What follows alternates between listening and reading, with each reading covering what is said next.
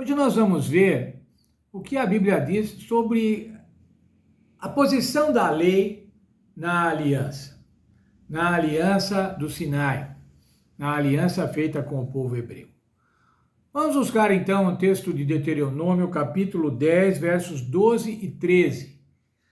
Já lemos esse verso algumas vezes, mas vamos ler novamente, 12 e 13 de Deuteronômio 10. E agora é Israel, e que o Senhor teu Deus pede de ti, senão que temas o Senhor teu Deus, que andes em todos os teus caminhos, e o ames e sirvas ao Senhor teu Deus de todo o teu coração e de toda a tua alma, para guardares os mandamentos do Senhor e os seus estatutos que hoje te ordeno para o teu bem. O que é que o Senhor pede para o povo de Israel? Aqui está dizendo, o que é que o Senhor pede de ti? Eu separei, irmãos, alguns verbos que estão nesses dois versos. Diz assim, temer, você tem que temer a Deus. Temer no sentido de respeitar a Deus, de reverenciar a Deus. Você tem que andar nos caminhos, você tem que amar. Veja, irmãos, a componente do amor está sempre colocada. Nunca são ordens rudes. Mas o Senhor quer que nós o amemos, quer que o povo de Israel o ame. Mais ainda, servir de coração e de alma. Não servir por obrigação, mas servir de uma maneira amorável. Servir de coração. Guardar os mandamentos e os estatutos.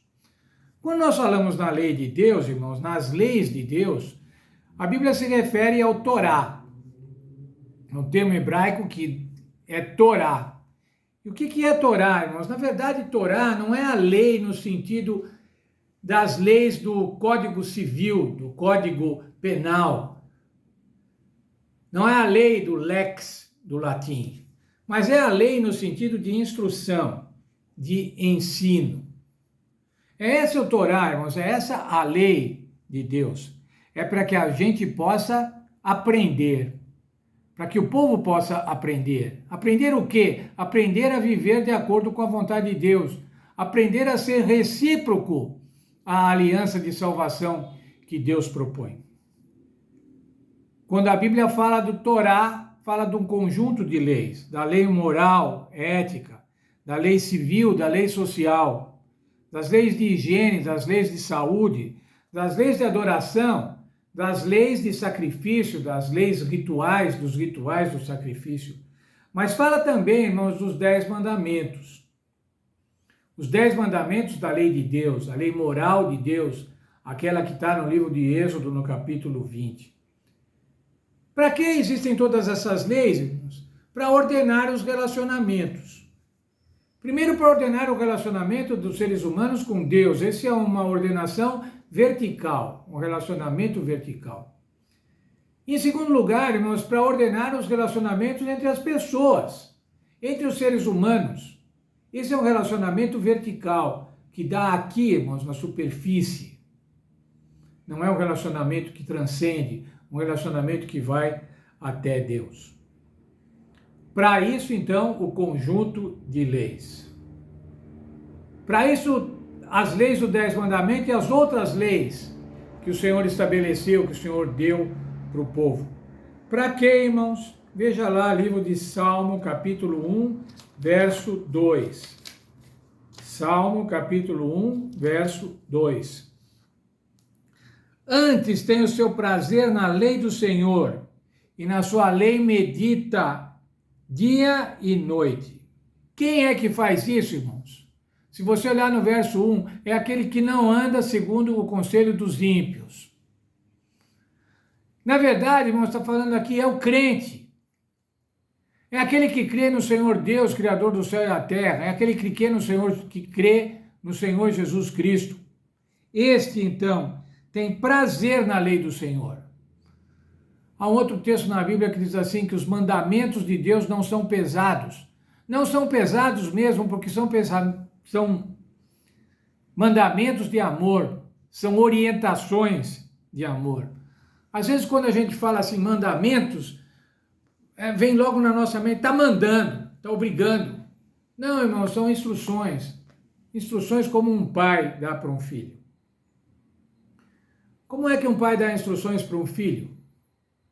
Ele dá instruções de uma maneira rude, de uma maneira grosseira? Qual é o objetivo de um pai ao dar instruções para o filho? Ao dar certas proibições também para o filho?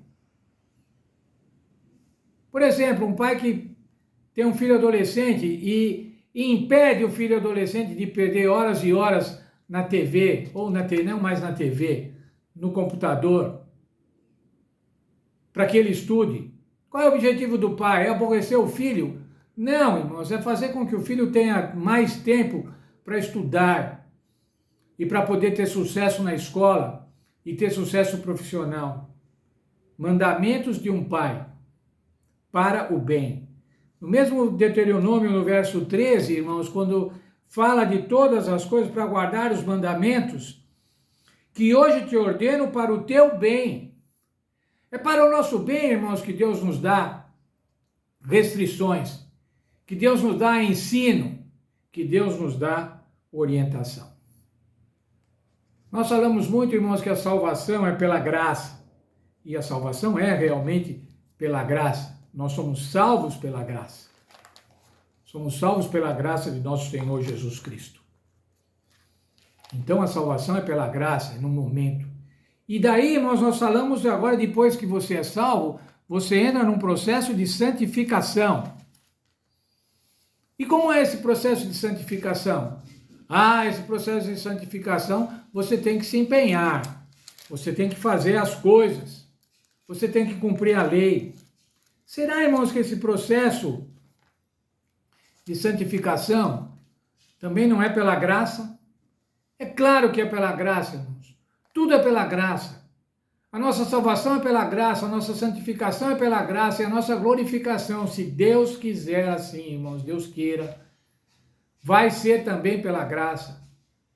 Veja, por favor, o texto de Filipenses, capítulo 2, o verso 12, a última parte, e o verso 13. Assim também, efetuai a vossa salvação com temor e tremor. Olha, isso aqui é processo de santificação. Santifica, operai a vossa salvação, efetuai, fazei as coisas para a vossa salvação, com temor e tremor. Mas o verso 13, irmãos, diz assim: pois Deus é quem opera em vós, tanto o querer quanto o efetuar, segundo a sua boa vontade. Qual é a boa vontade de Deus, irmãos? É que nós façamos boas obras. Qual é a boa vontade de Deus, irmãos? É que nós sejamos salvos. Para isso, irmãos, Ele nos deu orientação, para isso Ele nos deu a Torá, para isso Ele nos deu as regras, para isso Ele nos deu os estatutos, mandamentos, para que a gente possa viver feliz, para que a gente possa viver conforme a sua vontade. Ele não escondeu, irmãos, qual é a sua vontade.